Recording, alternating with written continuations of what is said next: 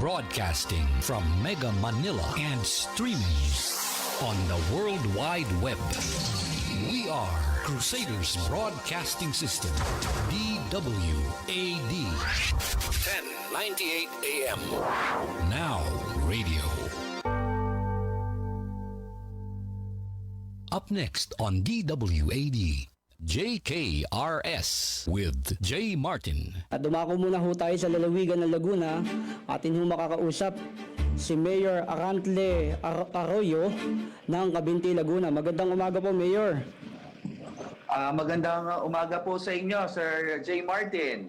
Yes po. Tayo po ay napapakinggan sa DWAD, Mega Manila po. Kumusta, Mayor?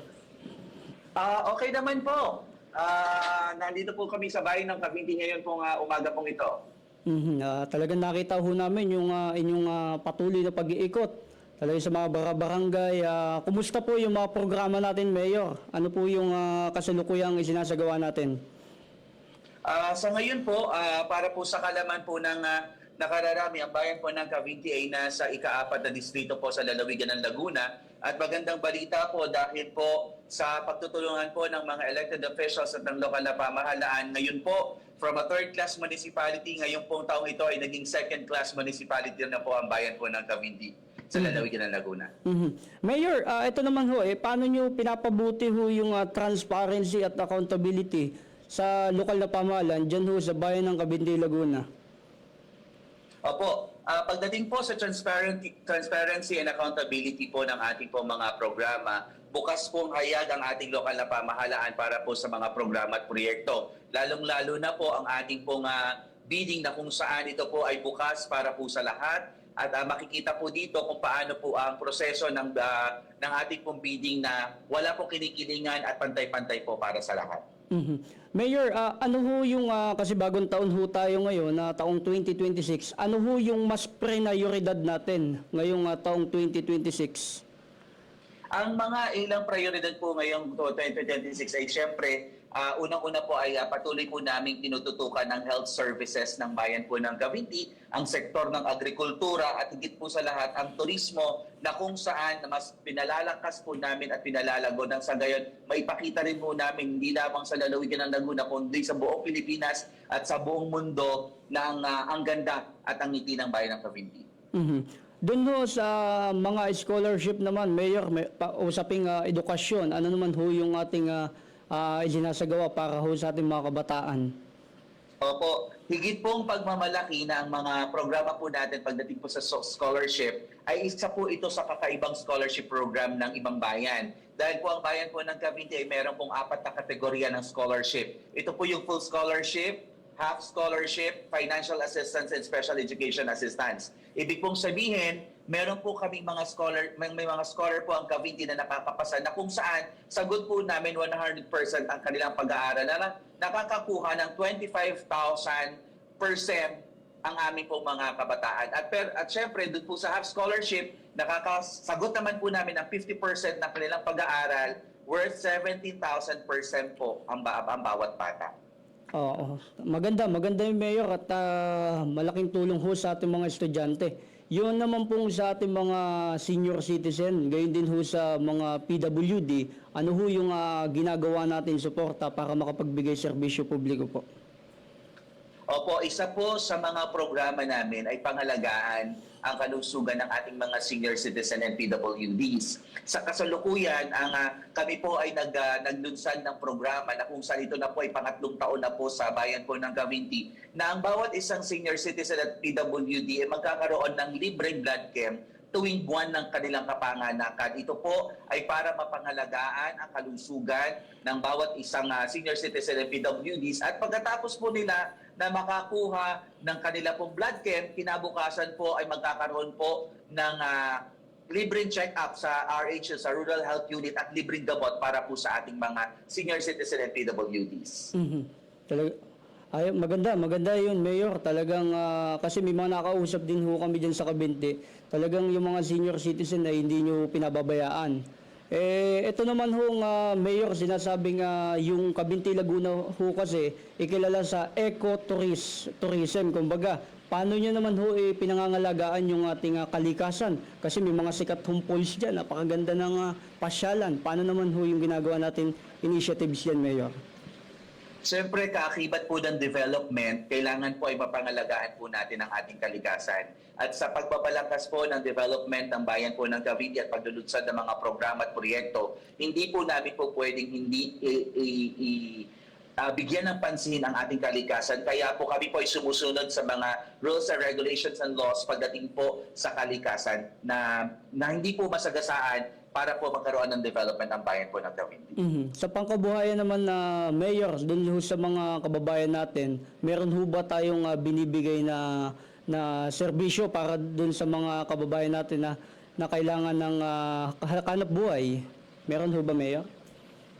Opo, sa kasalukuyan po, ang bayan po ng Cavite ay ongoing po ngayon para sa ugnayan sa barangay. Ito po ay ang pagbaba ng mga serbisyo sa ating pong mga kababayan sa pinakang sulok na mga sitio, sa pinakang sulok ng barangay, nang sa gayon po, maabot po natin ang serbisyo ng ating pong mga kababayan. At ngayon din po, sa ating pong administrasyon at sa ating pong bayan ng Cavite, patuloy po ang aming pong online process na kung saan online interview pagdating po sa mga medical assistance, burial assistance, at sa lahat po ng tulong na po pwede po namin maibagay. Nang sa gayon po, marating po namin ang pinakang sulok na sitio at barangay dito sa aming bayan.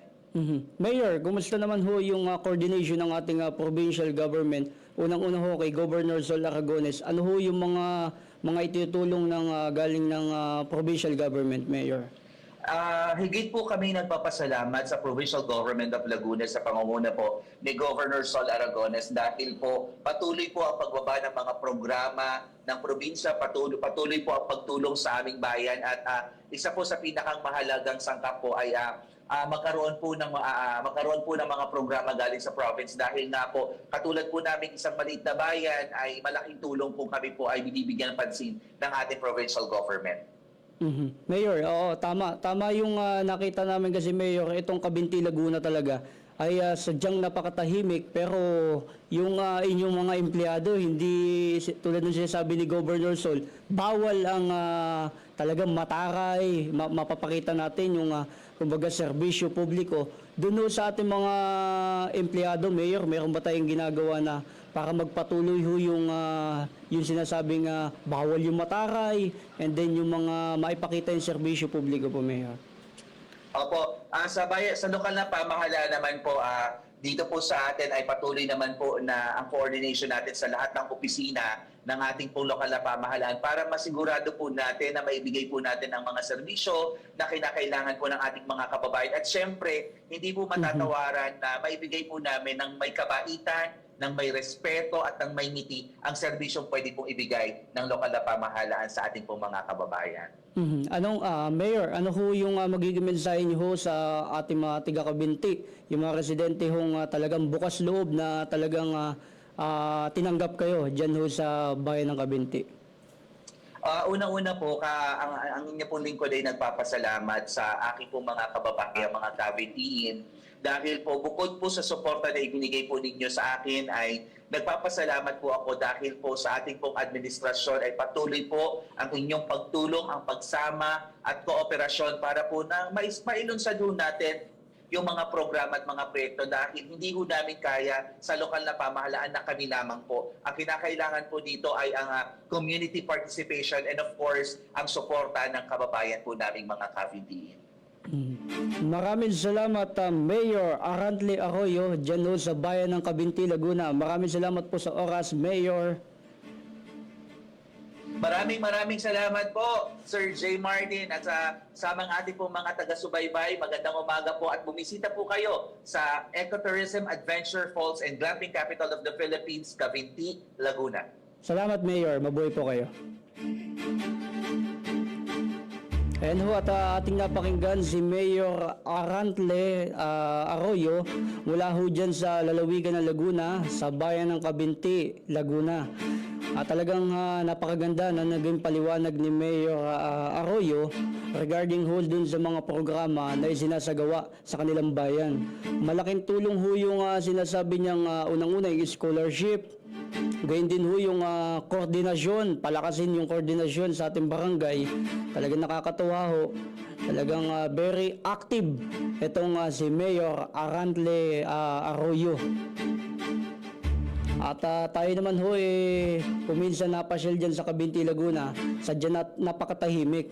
May mga ilang barangay kami napasyalan, talagang pinagmamalaki ang kanilang bayan. Bukod ho dun sa napakagandang talagang pasyalan, yung kanilang mga Cabinti Falls, yung Lumot Falls, ay nakakatuwa. Tsaka ho yung sinabi natin na kanina kay Mayor, bawal ho yung mataray. Siya naman ho ang nagpaliwanag na talagang kanilang sisiguruhin na maipakita yung serbisyo publiko nang hindi ho natatakot yung ating mga residente. Kumbaga yung maipakita natin kung ano yung pagmamalasakit ng ating mga public servant sa ating mga kababayan. Kaya nga ho tayo pinagbigyan na mailuklok dyan dahil ho napakita natin yung ilang mga napakagandang plano natin para sa ating bayan.